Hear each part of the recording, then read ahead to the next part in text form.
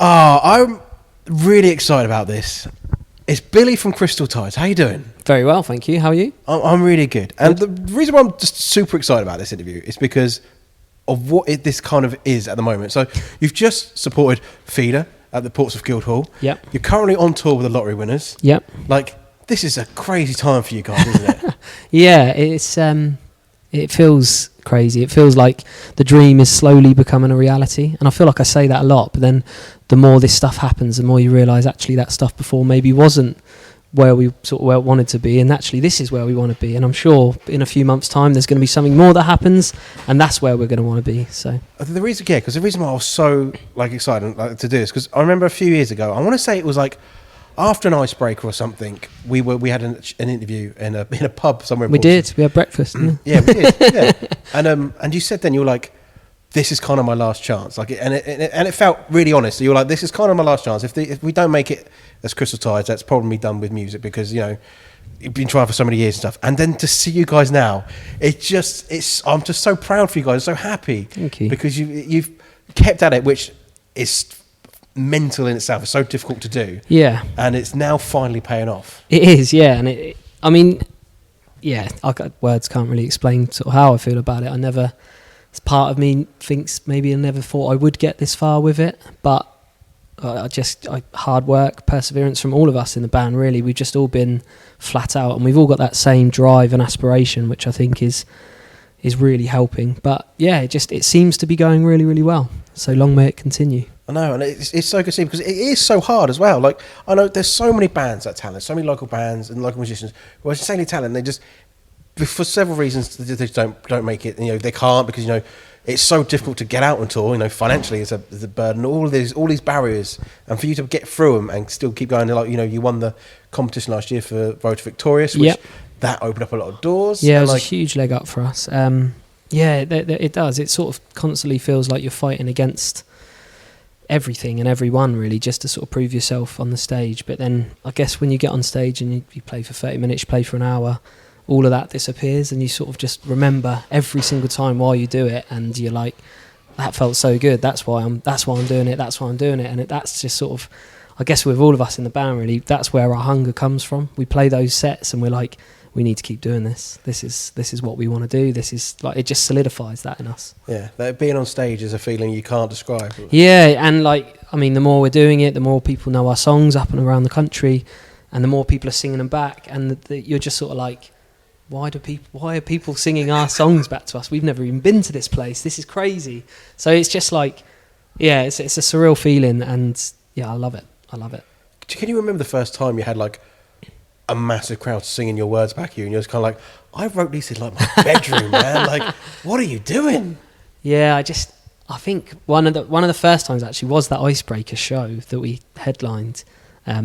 We came on to do our sound check, and we'd sold a lot of tickets to Icebreaker as Crystal Tides at the time, and we come on, everyone was in the room watching us sound check because of the way that they run Icebreaker, and we started running half of the song, and then we had to stop just because we were pretty much good to go, and the crowd just carried on singing all the words, and we were like, okay, this gig is going to be absolutely mental. And yeah, it was a really good gig.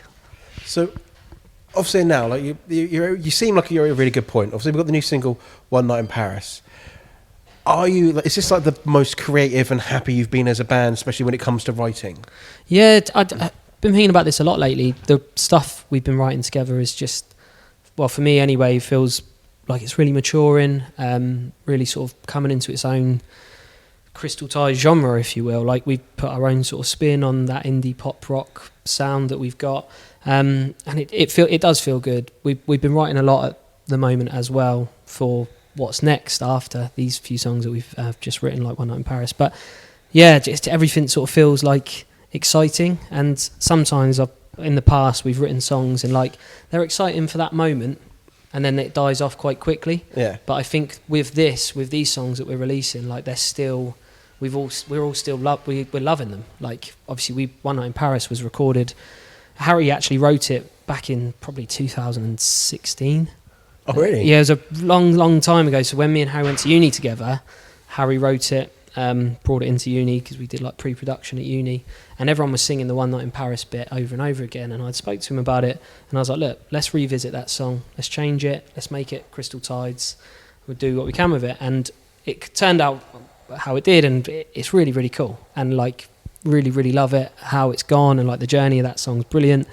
And yeah, just to know that that song was started that long ago, and we're still like, me and Harry especially are still like, this song's really cool. It's really nice because, like I said, a lot of the time it's you write the song, release the song, and then you're like, you forget about it because you're constantly moving. But these songs, it feels like a lot of the moment we're just, these are really cool. These songs really might linger around in people's heads for a while. So yeah, it's great. I love it. This sounds really exciting. Like I said, I'm just so happy for you guys because we've been supporting you for, I can't even think how many years now since we first played you guys, and it's just been amazing to see you actually break that. It's like every other layer you have to get through, and you've met that next layer now, and then there's another one to go, then another one above that.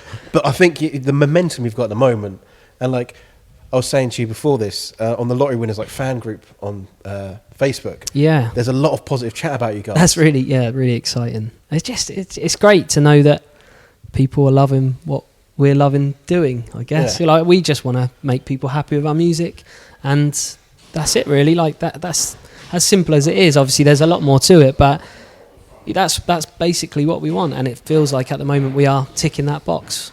So obviously at the end of this run, you've got sort of, is it ending this whole like tour cycle is a wedge show? Yes, yeah. So sold out already, so missed that chance.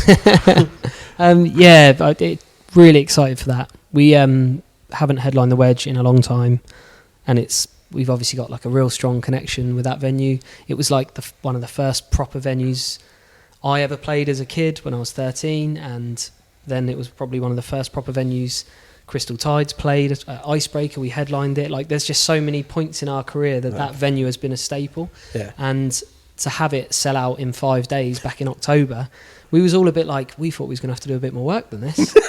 And then now it's sort of like, easy. but now it's just a bit like, well, now we just want the gig. We want the gig to hurry up, because we thought, it will take maybe a few months to sell out, and 5 days we were just like, well, now we just want to play it. We're so excited. Yeah. And excuse me, we've had people non-stop asking us, where can we get tickets? And we're like, they're gone. They are gone.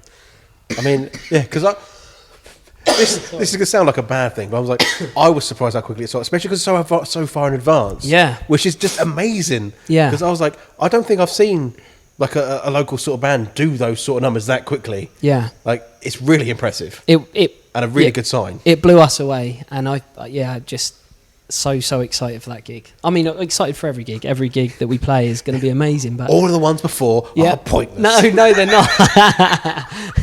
But no, Lottery who? Feeder.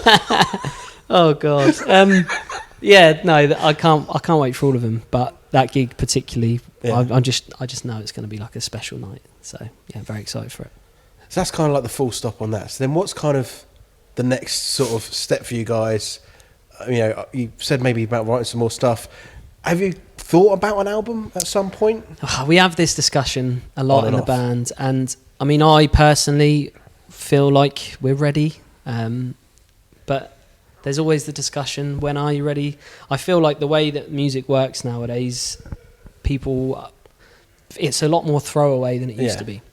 So that maybe puts us off a little bit because of the momentum we're building from writing, releasing. We don't want to lose that. But also, a lot of people are asking us to do it, and I feel like we're writing really good songs, so it feels like the right time. So possibly next year, who knows? Okay. Because I always say this, I like an album because it kind of cements... Oh God! It's been on tour for a few days. I can't stop coughing. But like for an album for me, kind of cements that moment in time for the band, and it's something easier to go back to, because everything is throwaway. Yes. But an album is it's a lot easier to go back to. If you say like, oh yeah, One Night in Paris, great song, but like, unless it's on a playlist, you may forget about it. But then you go, the Crystal Tides album, and then I'll go back and I'll revisit that. Yeah, I'm with you. I want to do an album. I've probably wanted to do an album for the past 2 or 3 years. I understand why we haven't, but I do want to do it, and I think some of the boys want to do it, some of the boys are maybe against it, and that's sort of where we're at with it at the moment. But the point is, we are writing music, and we are writing lots of new music.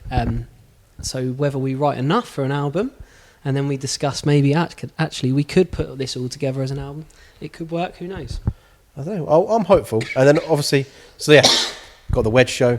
Also playing Victorious again. Yep. What stage you on this time? We're on the main stage. On the main stage. Oh, yeah.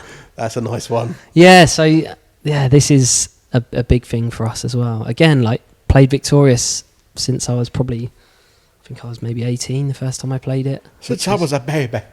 That was like 11 years ago, 12 years ago now. So that's a long, long time. And I've been lucky enough to play it sort of every year, whether it be acoustic or with the band. And so now, like, I started playing Victorious at the Strong Island tent on the main clip of the road. Yeah. And I remember the first time I played it, I had so many people come and watch me at that acoustic tent. They blocked the whole street. And loads of people were like, even then, just sort of like telling me, oh, you should be on a bigger stage, blah, blah, blah, blah. And it's sort of like, yeah, but it doesn't work like that. And you've obviously got to like get there. But I just sort of remember in that moment thinking, one day I will be on that stage and I'll like do it. And then when we got told this year, we got the offer, we were just like, Jesus Christ, that is like huge. On the same stage as Biffy Clyro. Yeah, and like little old us, like it just doesn't feel right, but it's it's going to be amazing. Like we got big plans for the show, so it's going to be huge, and it's just, I think it's great for Portsmouth. You know, like it's really, really nice to see a local Portsmouth band playing and cementing themselves at a major Portsmouth festival. Like it's really, really cool. And hopefully one year, now I've sort of ticked off the main stage slot, next is like either a later headline slot. At one point maybe, I feel like it would be really cool for a Portsmouth band to headline a major Portsmouth festival, and it would be absolutely huge. So that's sort of my next aspiration with Victorious, but we'll see how it goes. I mean, I like it, and I like the sound of everything. Like I said, I'm so proud of you guys, and just so happy to see you finally getting to where the sort of justification for like all the hard work you guys put in. 'Cause I've seen it all, which loads of people don't see, but the band's putting so much work behind the scenes, and I know you guys work really hard, and I'm just so happy for you guys. And thank you so much as always for coming on the show. Thanks for all the support as always. We love it. Thank you. Looking forward to tonight, and then we'll see you at Victorious as well. We'll see you soon. Thank you. Cheers. Thank you.